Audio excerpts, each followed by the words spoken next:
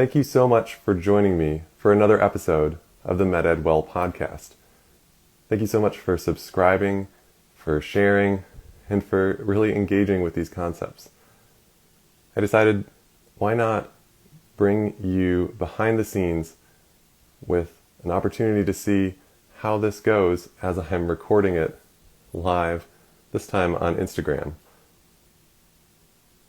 I can't wait to hear how you take your next step forward in wellness. Today, we're going to be talking about confidence versus self-confidence. As many of you may know, I've recently gone through a coaching program to become a life coach and recently achieved my certification. When I started out, I was still working on my confidence and how I approached things. And one of the sessions, we talked about the difference between confidence and self-confidence. Confidence being looking back at how things have gone in the past and basing my certainty and my level of self-assuredness on how things had gone before. For instance, how I'd done on a particular test or other opportunities I'd had to speak. But self-confidence is saying, even though I may not have done this before, I know that I can do hard things. I believe in myself, and I can do this. So I want to give you a few examples. Not only was my coach training part of that, I consider myself a bit of an introvert, and especially prior to starting this podcast, I really didn't feel like I could speak out loud in a way that could be spontaneous. Sure, I was social, but speaking often has made me nervous. Maybe you can relate. And yet, as I went through this program, I learned to work on my thoughts and my mindset, how I approach things. And while in medicine, I could look back on all the times that I had taken a history, done a physical exam, presented on rounds, or called a consultant. Really, I had that within me. I just had to access it, to remind myself of some of these things that were true about my capacity and how I showed up and really put myself out there. It didn't matter that I may not have done that particular thing before, but I could take those steps to move forward and to grow into that. So not only coach training, but also medical school. I had never done medical school before. I had never taken a histology class, even though I had done a physics major and done my pre-medical classwork. But I had a year of biology and a semester of biochemistry. That was about it. So I really had to seek out additional help and just go for it. And believe that no matter what, I was going to make it. And so even though I failed my first histology test, I was able to take steps to make it work. Additionally, then I look back on my career as a soccer goalie. Many of you may have played sports growing up or have some other hobby that you enjoy that keeps you active. For me, it was soccer. I was the goalkeeper or goalie. And growing up, I was on the travel team for a few years, and I was never the best or the top tier team. But in high school, the football season was at the same time as the soccer season. So honestly, that helped me advance because some of the other goalies were playing football. So I get to my senior year, and I've had opportunities to be a part of big games or penalty kicks, and I had never played some of these big teams. And I just had to go by that feeling of, I can do this. Sure, there's the confidence piece of, I've done some of this before, but it's going forth and doing it in that new context on the varsity field. It really took some self-confidence for me to be able to step into that in a way that I was able to show up and grow in ways that if I just said, well, I haven't done this before, it's not going to work.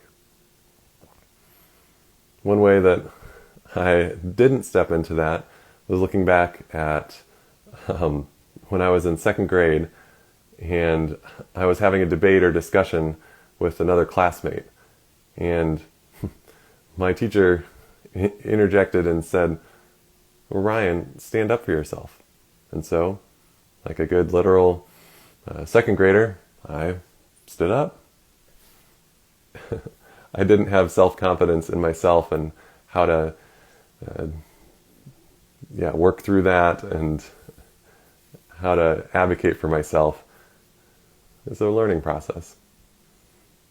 So I want to share with you a few ways that you can generate self-confidence versus just relying on confidence as you go through your day. So maybe this new circumstance comes up, something that by itself is totally neutral, and there's a lot of times things that come up for us, feelings we experience, emotions that just are kind of there. And it's sometimes hard to really wrap your mind around that circumstance is actually neutral. Really, there's a thought, maybe some subconscious, but it's there, and it affects and generates that feeling. So whether that circumstance is looking at charting or how many patients are on your schedule.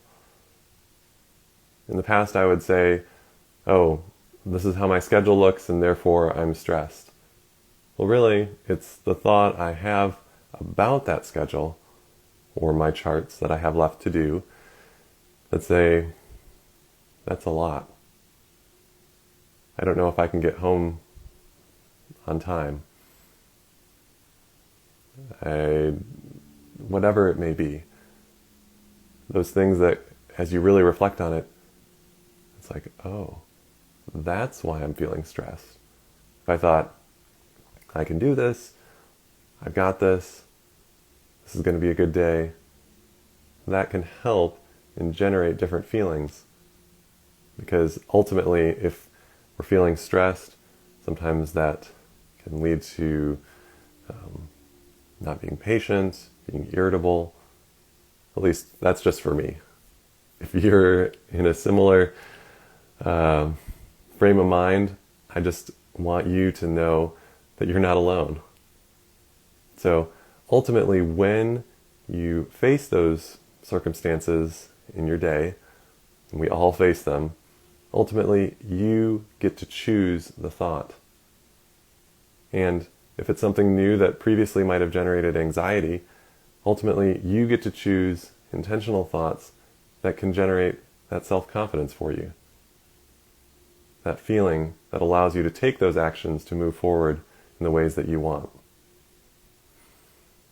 So first, you get to choose the thoughts that you have to move you forward.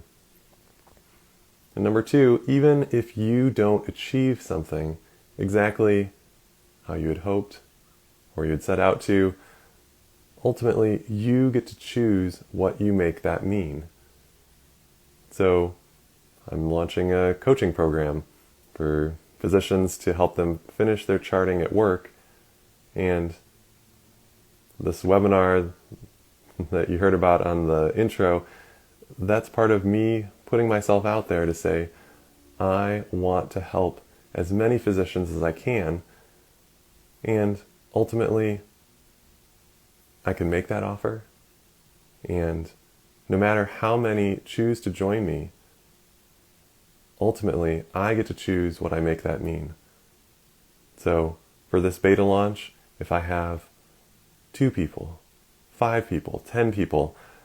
Ultimately, if I decide that I'm going to choose to be grateful for each person who decided to invest in themselves and join me on this journey, ultimately, that just makes me feel more excited rather than saying, oh, I got 3 people to sign up and not 10. Oh, I'm disappointed. So a lot of it comes down to expectations and how we respond to that. So it might be something else, whether you had to retake one of your board exams or the STEP exams in medical school. And it really, those can be opportunities, difficult though they may seem in the moment, to grow, to say, I can deal with adversity, that I can do this. And then, sure, there's the confidence piece of, okay, I've done this particular thing, but maybe it's not that same thing. It's saying, I know that I can do hard things, that I'm a person of integrity, and that I can move forward and go for it. And these thoughts that we have that are just kind of there, that those circumstances come up, so you failed something, but ultimately that doesn't define your value as a person. It doesn't mean that you're a failure. But it's that thought that you have that allows you to say, oh, okay, I'm going to learn something from this, and though it may require some more work, I'm going to take those next steps forward.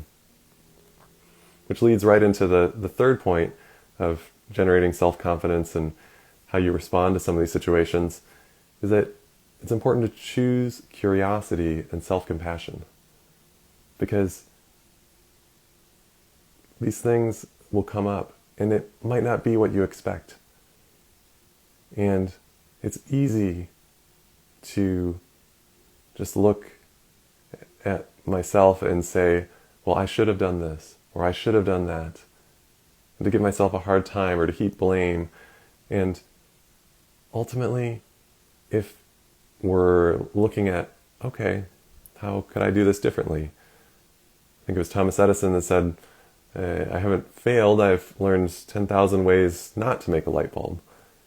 It's choosing to say, okay, this is my journey, and I'm going to have some self-compassion so that I can take those steps forward, so that I care for myself and don't just beat myself up, which ends up leaving me in a cycle of I'm not moving forward. So now I want to challenge you to take your next step. Where are you going to choose to apply self-confidence this week? Is it stepping up to take this new opportunity? Maybe someone asked you to speak at Grand Rounds or somewhere else. Is it maybe that you step up and connect with other physicians and advocate to the insurance companies about coverage of a particular medication of a patient problem that you care for on a regular basis? Or maybe it's choosing to invest in yourself and your charting by joining me in my coaching program, Charting Mastery. It could look any number of different ways, but I want you to take that moment and say, where have I been holding back? Where have I shrank back because I haven't done this before? Sometimes we think it's just imposter syndrome that's keeping us from doing this, but imposter syndrome and self-confidence, or a lack thereof, I think really go together, because it's saying, well, I'm comparing myself to someone else or comparing myself to what I've done in the past.